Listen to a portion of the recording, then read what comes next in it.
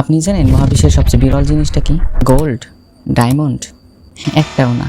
সবচেয়ে বিরল জিনিস হলো কাঠ, মানে উড। হ্যাঁ, আপনার চেয়ারের কাঠ, পেন্সিলের কাঠ, যেটা ইভেন ডায়মন্ডের চেয়ে বিরল। কিন্তু কিভাবে?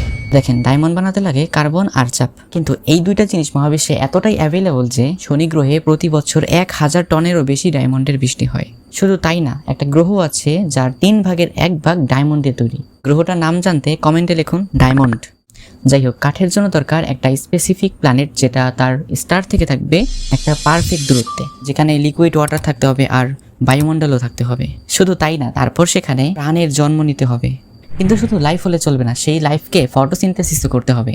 আর তারপর কোটি কোটি বছর পরে আসবে একটা গাছ।